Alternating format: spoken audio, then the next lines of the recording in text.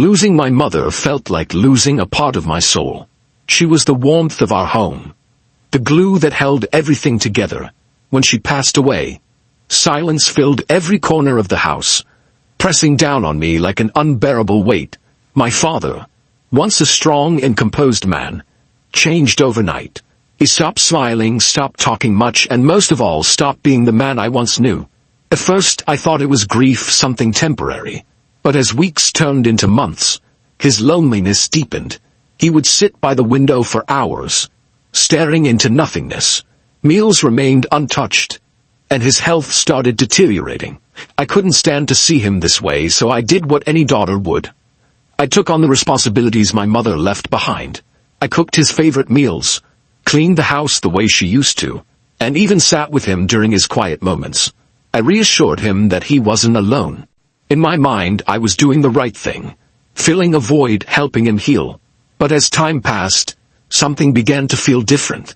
He started depending on me too much. At first, it was small things, asking me to sit with him longer or holding my hand for comfort. But soon, his eyes lingered on me in ways that made me uneasy. I told myself it was my imagination, just a father missing his wife and finding solace in his daughter's presence. One evening, I walked into the living room and found him watching an old home video. My mother's laughter echoed through the speakers, and for the first time in months, I saw a smile on his face. But when he turned to look at me, his expression changed. "You look just like her," he whispered, his voice heavy with something I couldn't quite place. I forced a smile, brushing off the unease creeping into my chest. "I'll always remind you of her, Dad. She was my mother, after all." He nodded, but the way he looked at me didn't sit right. Something had shifted, and I wasn't sure how to feel about it. Days passed, and his dependence on me only grew stronger. He would call my name constantly, even when I was just in the next room. If I went out, his voice carried a desperate tone when he asked when I'd be back. I tried to tell myself it was normal. He had lost his wife, after all. But deep down, a feeling I couldn't explain started to take root. Something was off. I just didn't know how wrong I was yet. I convinced myself that my father's attachment was nothing more than grief taking its toll. He had lost his partner, his other half, and I was simply a reminder of the love he once had. But the way he looked at me lingered longer than it should. The way he spoke to me carried a weight I couldn't quite place. Then something changed. He started complimenting me in ways that made me uncomfortable. "You're so much like your mother," he'd say, his voice laced with something deeper than nostalgia. "The way you smile, the way you care for me, it's as if she never left."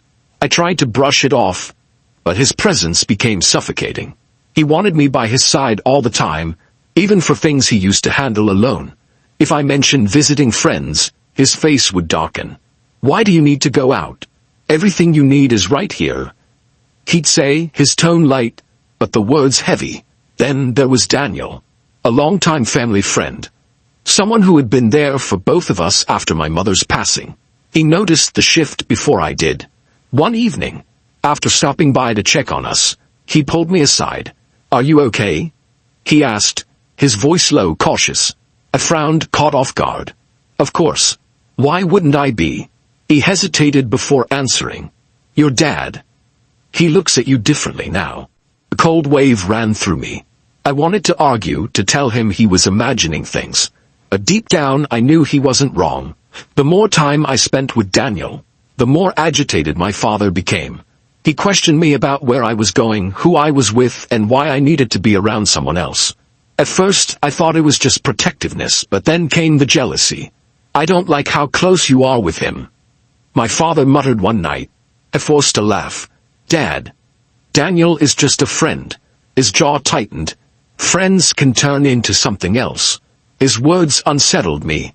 There was no warmth in his voice, only something possessive, something dangerous. Then came the moment I couldn't ignore. One night, as I walked past his room, I heard him whispering. At first, I thought he was praying, talking to my mother's memory like he sometimes did. But then I heard my name. "You're still here," he murmured. "You came back to me." I froze. Every instinct in me told me to walk away, to pretend I hadn't heard a thing. But deep down I knew, this wasn't grief anymore. This was something else entirely. And I wasn't sure if I was safe. I couldn't ignore it anymore. The way he watched me, the way he spoke. It wasn't just grief or loneliness. It was something deeper, something I didn't want to name. Every moment in that house felt suffocating. And I realized I wasn't filling the void my mother left behind. I was becoming it. Then it happened. One evening, as I was clearing the dinner table, he placed his hand over mine. His grip lingered, his eyes searching mine with an intensity that made my stomach turn. "You take such good care of me," he murmured, "just like she did." I pulled my hand away, forcing a smile. "You should get some rest, Dad." But he didn't move. Instead, he sighed. "You don't have to call me that if it makes you uncomfortable." My heart pounded. "What?" His eyes darkened. "You remind me so much of her. Sometimes, I forget." His voice trailed off, but the meaning was clear. I felt sick. This wasn't grief. This wasn't loneliness. This was wrong. I stepped back, my chest tightening. "I think I should stay with a friend for a few days." His expression changed instantly. His jaw clenched, his eyes burning with something unreadable. "You're leaving me?" I swallowed hard.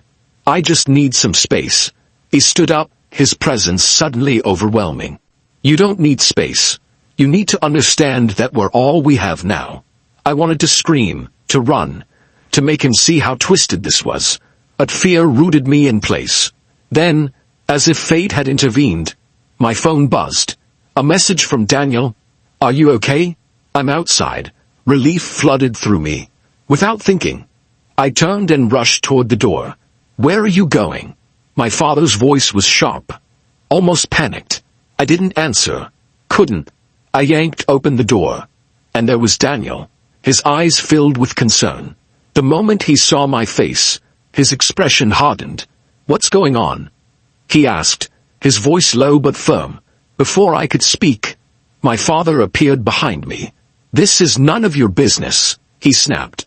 Daniel didn't move. He held out his hand to me. "Come with me." For the first time in months I felt a choice. I looked at my father, the man who was supposed to protect me, but instead made me afraid. And then I looked at Daniel, at the safety he offered without even saying a word. I took his hand. My father didn't stop me. He just stood there, watching, as I walked away from the house that no longer felt like home. I didn't look back. As Daniel led me to his car, my hands trembled, my heart racing with emotions I couldn't process. Fear, relief, confusion. It felt like stepping out of a nightmare.